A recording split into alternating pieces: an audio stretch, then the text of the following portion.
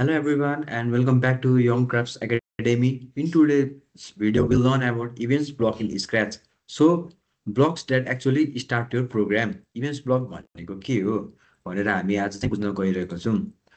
So, let me start my share my screen. Okay.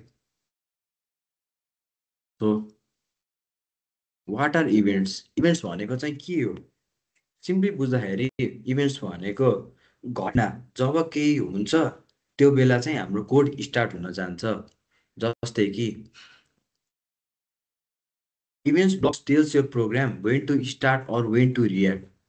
कब हामी events block use गर्छौँ जब हामीले प्रोग्राम रन गराउनु छ या प्रोग्रामलाई हामीले यसरी यसरी गर्नु भन्नु छ भने त्यति बेला हामीले इभेन्ट्स ब्लक युज गर्न जान्छौँ.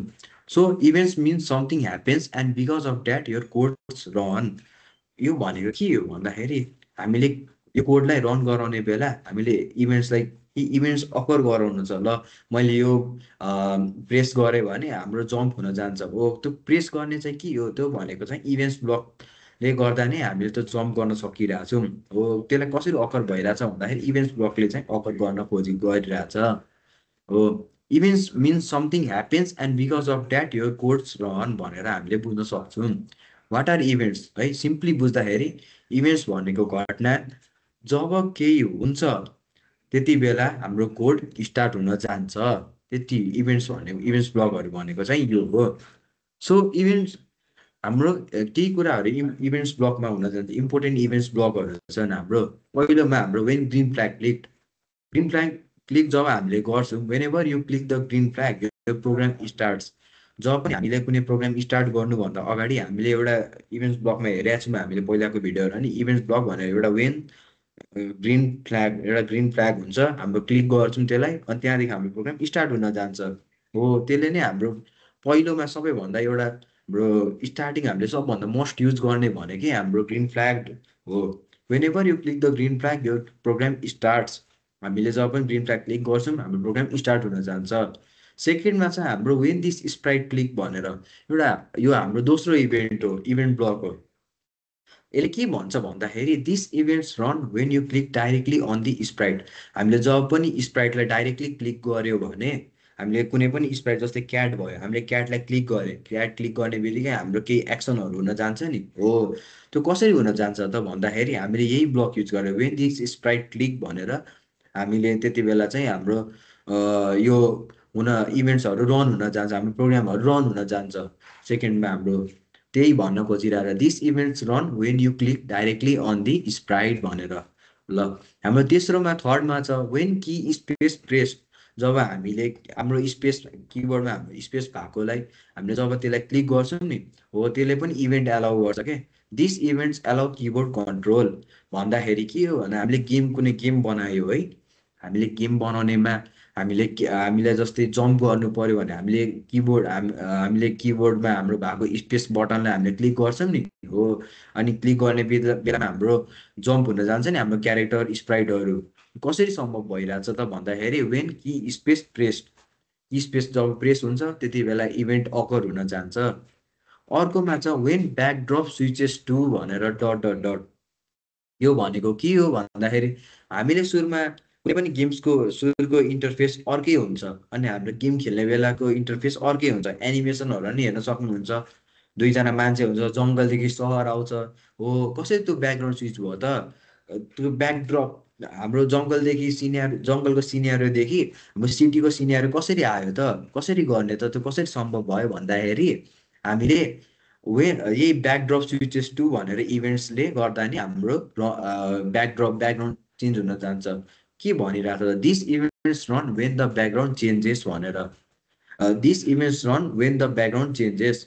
यो कतिखेर चेन्ज हुन्छ भन्दाखेरि हाम्रो जब ब्याकग्राउन्ड चेन्ज हुन्छ नि फ्रम जङ्गल टु सिटी या फ्रम केही कुनै अर्कै सिनेरियो लियो भने पनि हो त्यति बेला चाहिँ हामीले यो इभेन्ट अकर गरेर हुन्छ वेन ब्याकड्रप स्विचेस टु भनेर हाम्रो इभेन्ट्स हुन्छ. त्यो इभेन्ट्स हामीले युज गरेर हुन्छौँ.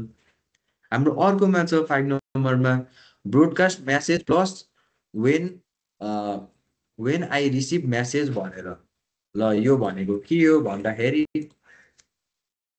हामीले ब्रोडकास्ट भनेको सिम्पली बुझ्दाखेरि ट्रान्समिटिङ ट्रान्समिटिङ पनि बुझ्नु भएन भने हामीले कुनै मेसेज हामीले सब मैले भने स्टुडेन्ट आजको होमवर्क गऱ्यो हजुरहरूले भन्नुहुन्छ गर्नुहोस् गर्नुभयो भनेर गरेको सर भनेर भन्नुहुन्छ नि हो त्यो कसरी कतिखेर भन्नुहुन्छ त जब मैले भनिसकेपछि हजुरले मेसेज पाउनुभयो मैले हजुरलाई चाहिँ भनेको अनि हजुरले थाहा पाउनुभयो हो त्यति बेला चाहिँ हामीले यसलाई हामीले ब्रोडकास्ट मेसेज भन्छ हजुरले मैले मैले मेसेज हजुरलाई पठाएँ हजुरले पाउनुभयो त्यसपछि रेस्पोन्स गर्नुभयो नि त हो यही नै हो हाम्रो broadcast message plus when I receive message भनेर के भनेछ त this two events help sprites communicate with each other यो के हामी कुनै दुईवटा स्प्राइट छ हामी ल जस्तै म टिचर स्प्राइट 1 हजुरहरू स्टुडेन्टहरू स्प्राइट 2 हुनुभयो हो हामी दुईजना बिचमा कम्युनिकेट भइरहेछ मैले भनेँ नि भर्खरै मैले सोधेँ हजुरलाई हजुरले गर्नुभयो भनेर भन्नुभयो नि कसरी भयो त भन्दाखेरि यसले नै गर्दा हुन्छ क्या रियल लाइफ एक्जाम्पलमा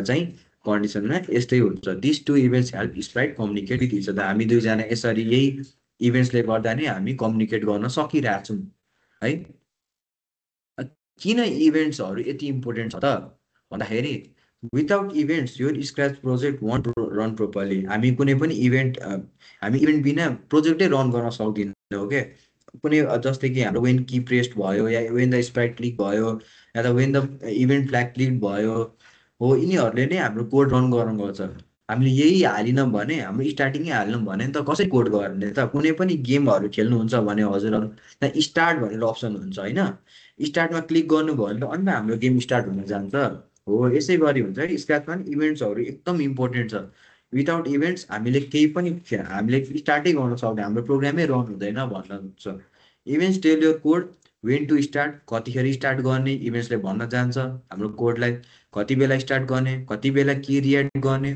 हामी कसरी बोल्ने हाम्रो वेन टु चेन्ज सिन्स भनेको वेन टु चेन्ज ब्याकग्राउन्ड्सहरू कति बेला ब्याकग्राउन्ड हामीले चेन्ज गर्ने हो यो सबै हाम्रो कसरी गर्न जान्छ भन्दाखेरि इभेन्ट्सले गर्न जान्छ सो म हजुरहरूलाई एउटा इक्जाम्पल दिन चाहन्छु हजुरहरूलाई इक्जाम्पल एउटा देखाउन चाहन्छु सो मैले बनाएको यो जम्बी गेम्सको हजुरहरूले हेर्न सक्नुहुन्छ मैले यहाँ म हजुरहरूलाई जुम गरेर अलि देखाइदिन्छु एकैछिन सो हाम्रो यहाँ ए ल हामी यहाँ हेर्न सक्नुहुन्छ यहाँ वेन ग्रिन फ्ल्याग क्लिक जब ग्रिन फ्ल्याग क्लिक हुन्छ हाम्रो ब्याकग्राउन्ड स्विच हुन्छ हो कसरी अकर भयो जब ग्रिन फ्ल्याग क्लिक भयो त्यति बेला मात्र ब्याकग्राउन्ड स्विच हुन जान्छ भनेर यस्तरी छ एउटा भयो हाम्रो यस्तै यस्तै हजुर हेर्नुहुन्छ कहाँ हुन्छ त इभेन्ट्स ब्लक भन्दाखेरि हाम्रो लेफ्ट साइडतिर हेर्न सक्नुहुन्छ है यहाँ ए यतातिर छ ए यहाँ हेर्नु है इभेन्ट्स भनेरमा जानु मैले यहाँ छ हाम्रो पहिलोमा वेन फ्ल्याग क्लिक भनेर छ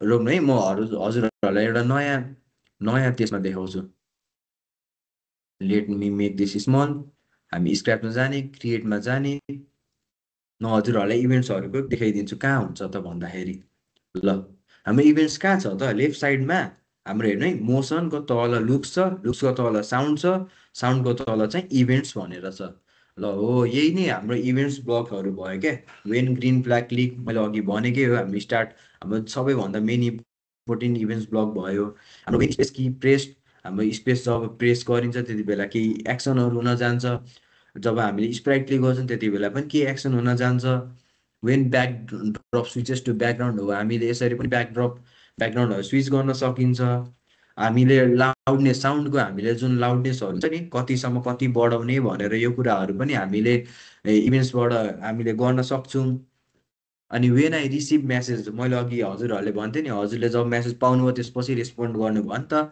हो योहरू कसरी गर्दा कसरी भइरहेछ भन्दा इभेन्ट्सले अकल गरिरहेछ सो एकदमै बुझ्नु एकदमै सजिलो तरिकाले बुझ्नु पर्यो भन्दाखेरि इभेन्ट्स भनेको के हो भन्दाखेरि इभेन्ट्स भनेको घटना जब केही जब जब केही हुन्छ त्यति बेला हाम्रो कोड स्टार्ट हुन्छ जब हामीले केही ट्रिगर गर्छौँ नि हामीले केही कुरा क्लिक गर्छौँ नि हो त्यहाँदेखि चाहिँ हाम्रो इभेन्ट्सहरू हाम्रो प्रोग्रामहरू रन हुन जान्छ हाम्रो इभेन्ट्सहरू स्टार्ट हुन जान्छ रन हुन जान्छ यही नै हाम्रो इभेन्ट्स ब्लक भनेको एकदमै इम्पोर्टेन्ट हो एकदम मजाले बुझ्नुभयो होला नआएपछि हजुरहरूले कमेन्ट गर्दा हुन्छ नभए हाम्रो डिस्क्रिप्सनमा लिङ्कहरू छ हजुरले डिस्क्रिप्सनमा लिङ्क गएर फोन नम्बर हुन्छ हाम्रो फोन नम्बरमा पनि कन्ट्याक्ट गर्न सक्नुहुन्छ we are available any time so thank you